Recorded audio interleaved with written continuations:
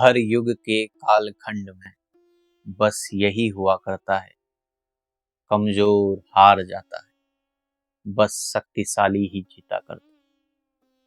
हर हर महादेव दोस्तों, आज का विषय है शक्ति।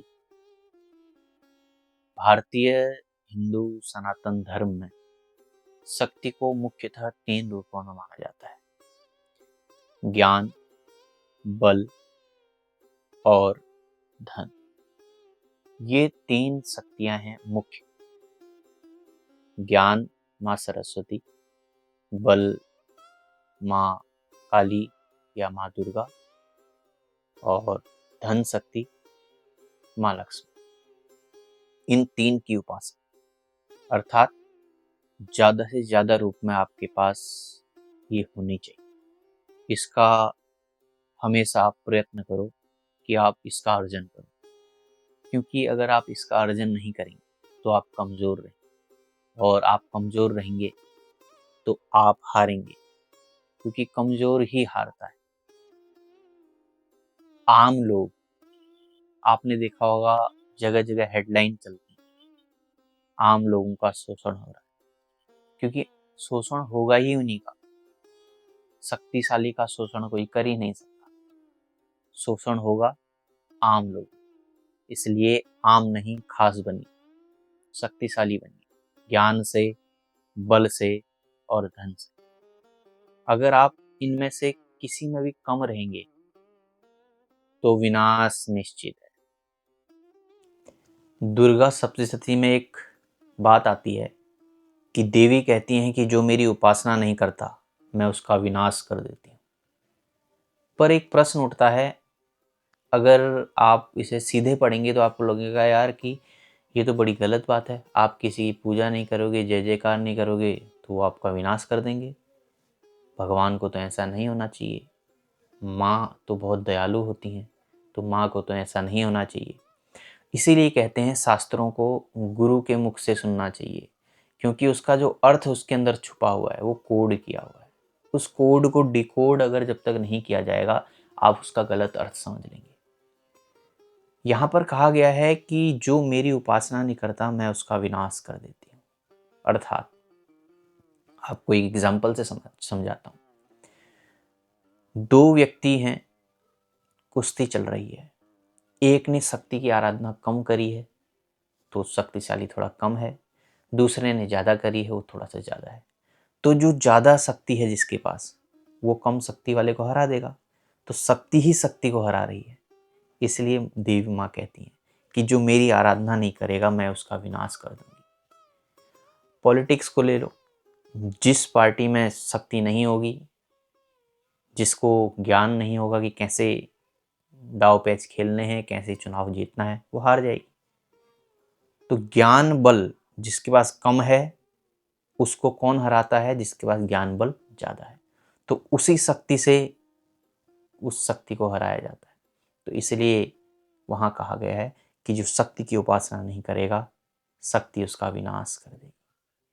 तो इसलिए खास बनिए ताकि आप शक्तिशाली बने, और शक्तिशाली बनेंगे तो समृद्ध रहेंगे, खुश रहेंगे और आनंद पूर्वक जीवन जिएंगे।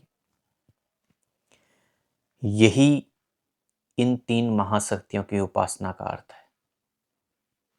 भरपूर ज्ञान का अर्जन करो, भरपूर धन का अर्जन करो और भरपूर बल का अर्जन करो।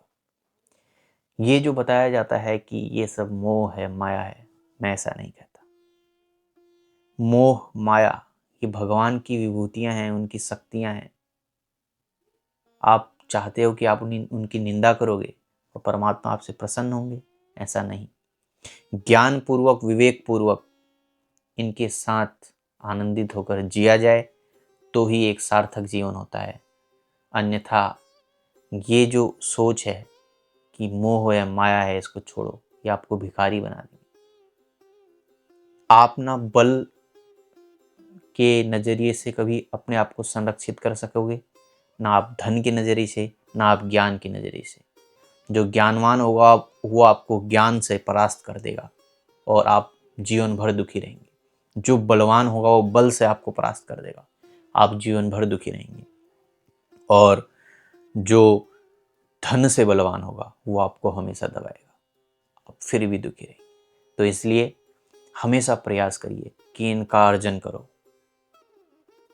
ये भरपूर आपके पास होने चाहिए, क्योंकि एक एक व्यक्ति से मिलकर ही राष्ट्र बनता है, एक एक व्यक्ति से मिलकर ही एक समूह बनता है और एक धर्म बनता है। अगर आप चाहते हो कि आप स्ट्रांग रहो, आप बलवान रहो, तो आपको इन 3 शक्तियों के पीछे लगना होगा, इनका अर्जन करना होगा।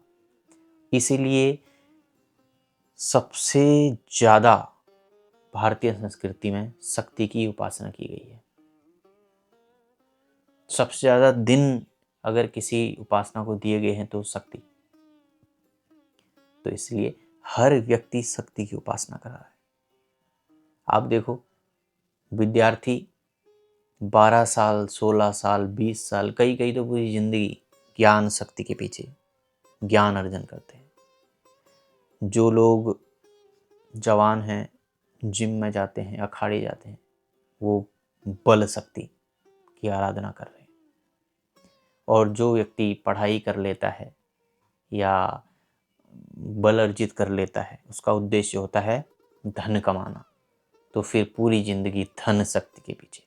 तो शक्ति की उपासना हर कोई कर रहा है, हर कोई शक्ति उपासक है, चाहे वो किसी भी पंथ, किसी संप्रदाय, किसी भी धर्म का क्यों ना हो, क्योंकि शक्ति के बिना सब कुछ निर्जीव है।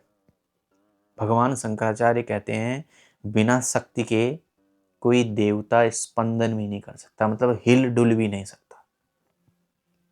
तो शक्ति बहुत आवश्यक है, शक्ति की उपासना बहुत आवश्यक है। इसीलिए शक्ति की उपासना करिए, शक्तिशाली बनिए और समृद्ध बनिए और पूरे संपूर्ण ऐश्वर्यों का भोग करते हुए विवेक पूर्वक इस संसार से विदा लीजिए। तभी आप मोक्ष प्राप्त कर सकते हैं। क्योंकि जिसने जीवन में कभी पैसा देखा नहीं, सुख देखा नहीं, तो इन्हीं की चाह लेते हुए इस संसार से विदा होगा, अगला जन्म अवश्य होगा। जो सभी ऐश्वर्यों को भोग कर यहाँ से जाता है इस विवेक पूर्वक, इस ज्ञान के साथ कि असली परम आनंद किसी और चीज में है, तो ही वो परम पद को प्राप्त कर पाएगा। फिर मिलेंगे अन्य किसी चर्चा के साथ, तब तक के लिए हर हर महादेव।